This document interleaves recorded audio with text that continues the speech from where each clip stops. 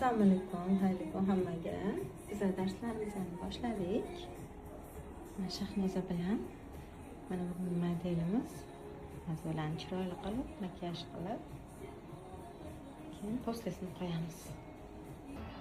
Mana yuzlariga konturing beramiz.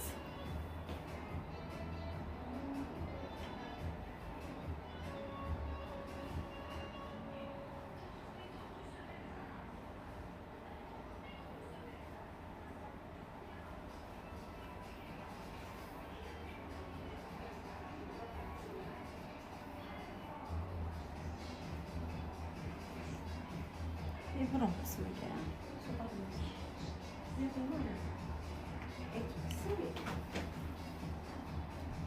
mana makiyajimiz tugadi. Birinchi makiyajimiz. Pastga qaraymiz. Qalay, yoqdimi Shahnoza? Yoqdimi?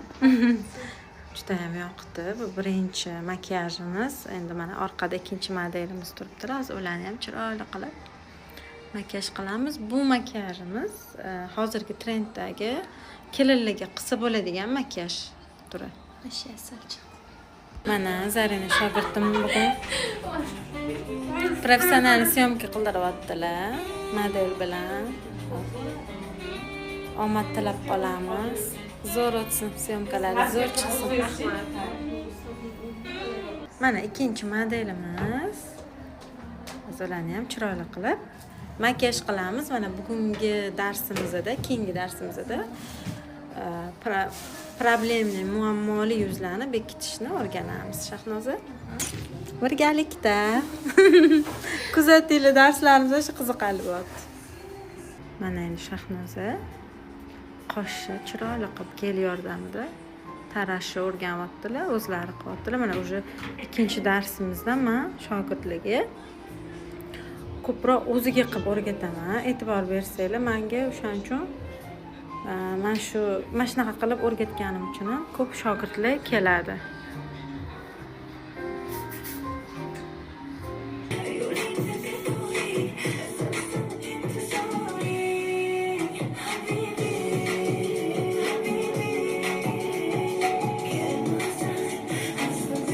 Mana shogirdlarim uchun kisichkalab qo'yganman yanga. Mani kosmetikamni atrobotka qilyaptilar.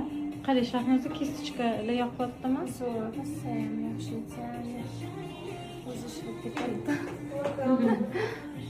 O'zimni kosmetikamdan foydalanishyapti. Mana biz konturga yetib keldik. Mana bu modelimizning yuzlari katta, uzunchoqroq. O'shanga moslab hozir biz kontur qilamiz, buni to'g'ri qilib.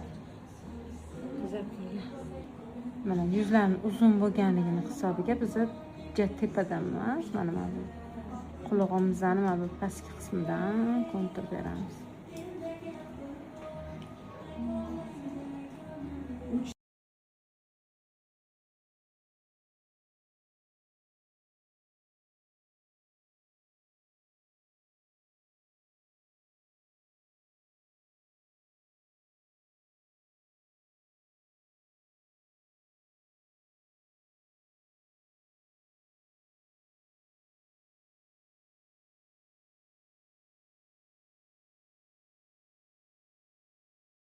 Mana ikkinchi makiyajimiz ham tayyor bo'ldi.